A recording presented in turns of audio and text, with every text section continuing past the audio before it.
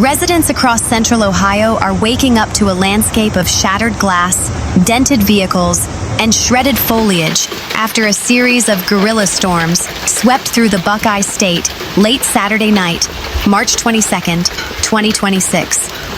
The storm system, which meteorologists are calling a once-in-a-decade event for the month of March, brought not only torrential rain and lightning, but also massive hailstones ranging from the size of pennies to larger than golf balls, causing widespread destruction and leaving thousands without power. The atmospheric setup began early Sunday afternoon as a sharp cold front collided with unseasonably warm, moist air surging up from the Gulf of Mexico. Temperatures in Columbus had peaked at a balmy 78 degrees Fahrenheit before the sky turned an ominous shade of bruised purple around 7 p.m. By 8:30 p.m., the National Weather Service, NWS, in Wilmington issued a flurry of severe thunderstorm warnings. The first reports of significant hail emerged from Union County and Bowling Green, where residents described the sound of the impact as heavy machinery falling on the roof. "It didn't sound like rain at all," said Marcus Thorne, a resident of Westerville. "It was a deafening, rhythmic pounding. I looked out my window and saw white chunks the size of limes bouncing off my driveway. By the time it stopped 10 minutes later, my backyard looked like it was covered in snow, but it was all solid ice." The hardest hit areas followed the I-71 corridor, stretching from the northern suburbs of Columbus down through the city center and into the southern plains. In the heart of the city, the hail was dense and persistent. The historic Clintonville neighborhood reported significant damage to older homes, specifically those with slate roofs and large vintage windows. These northern suburbs saw some of the largest individual hailstones. Local car dealerships reported hundreds of vehicles with golf ball dimples and shattered windshields. Agricultural areas saw early season crops battered, though the full extent of the damage to local farming will take days to assess. The sheer weight of the hail, combined with wind gusts exceeding 60 miles per hour, took a heavy toll on the region's infrastructure. AEP Ohio reported that at the peak of the storm, over 25,000 customers were without power. The hail was so intense that it stripped branches off trees, which then fell onto power lines, an AEP spokesperson stated. "Our crews have been working through the night, but the sheer volume of debris has made accessing some residential streets difficult." Transportation was also paralyzed. Portions of I-71 and State Route 315 were briefly closed as the accumulation of ice made the asphalt as slick as a winter ice rink. According to meteorologists at the NWS, the size of the hail was fueled by extreme instability and powerful updrafts. Hail forms when raindrops are carried upward by thunderstorm updrafts into extremely cold areas of the atmosphere, where they freeze. To grow to the size of a golf ball, a hailstone must be suspended in the air by updrafts traveling at speeds of over 60 to 70 miles per hour. "What we saw last night was a perfect storm of conditions," said Chief Meteorologist Elena Vance.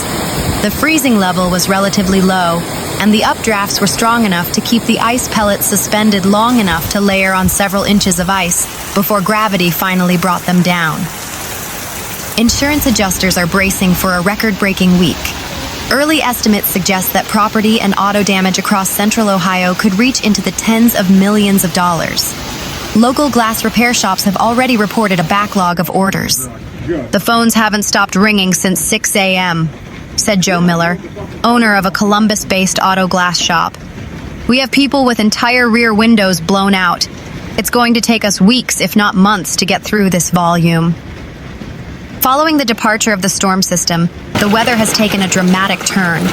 A powerful cold front has chased away the spring-like warmth. Temperatures that were in the high 70s on Sunday have plummeted into the mid-40s this Monday morning, with wind chills making it feel even colder. Document everything. Take photos of hail damage to roofs, cars, and windows before beginning any cleanup. Authorities warn against unlicensed contractors who often flock to disaster areas offering quick fixes, especially the elderly, who may have sustained window damage and are now facing the sudden drop in temperature. 2 buildings within Columbus City schools will be closed Monday morning due to storm impacts, the district announced Monday. Briggs High School is closed because of a pipe burst, and South High School is closed because of a power outage. A strong cold front worked its way through central Ohio after warm temperatures into the mid-80s Sunday afternoon, which helped develop a few strong to severe thunderstorms. The main threat from the storm was large hail greater than an inch in diameter, or larger than a quarter coin. The storms knocked out power outages for thousands of residents, but has since been restored for most. Meanwhile, large pieces of hail fell in Westerville after dark. Only 4,200 AEP Ohio customers were without power as of 10 p.m. Complex of storms beginning to increase in coverage. Storms that develop earlier have better chances for severe potential, with large hail being the primary threat. However, favorable mid-atmospheric levels will keep a chance for severe storms down towards the OH River later, the National Weather Service in Wilmington said in a post on X just after 8 p.m. The severe weather moved in after temperatures hit a record high of 86 degrees March 22nd, with wind gusts of 32 miles per hour at about 4 p.m. Showers and thunderstorms were developing along the cold front pushing into the region. Storms are expected to last until 1 a.m. March 23rd, according to the National Weather Service in Wilmington. Additional rain and thunderstorms will occur in the evening, and some of those storms could still produce large hail, according to the Weather Service. Temperatures will continue to fall overnight to a low near 35 degrees overnight. The forecast shows March 23rd will be mostly cloudy and then gradually becoming sunny, with a high near 48 degrees. Electricity provider AEP Ohio also is warning customers of potential power outages from the storms and urging people to prepare, including charging devices. Westerville, Ohio. The wide-reaching storm system is stretching across areas from the mid-Atlantic coast to the lower Mississippi Valley by Monday morning. In the Northeast, especially across eastern Massachusetts and the Boston area, conditions will be chilly and prime for snow showers in the morning hours. Some weak instability could lead to narrow bands of heavier snow per the Fox Forecast Center. Farther south across the I-95 corridor from New York City and Philadelphia and into parts of the mid-Atlantic, skies will remain cloudy with periods of light rain or drizzle before conditions gradually improve later in the day. The National Weather Service issued a severe thunderstorm watch on Sunday for parts of central and western Pennsylvania. The watch was issued at 3:43 p.m. and is valid until 10 p.m., according to the NWS. For central Pennsylvania, the watch includes Cumberland, Dauphin, Franklin, Juniata, Mifflin, and Perry counties. Parts of Maryland and Ohio are also included in the watch. The NWS said wind gusts up to 75 miles per hour and scattered hail up to 2 inches in size are likely. It also said tornadoes are possible. A severe weather watch only means that hazardous weather is possible and is intended to allow people to plan in case a storm hits. At 10:02 p.m., severe thunderstorms were located along a line from over Industry to near Weirton, or along a line from 8 miles west of Monaca to near Weirton, moving east at 65 miles per hour, states the Weather Service. Expect damage to roofs, siding, and trees.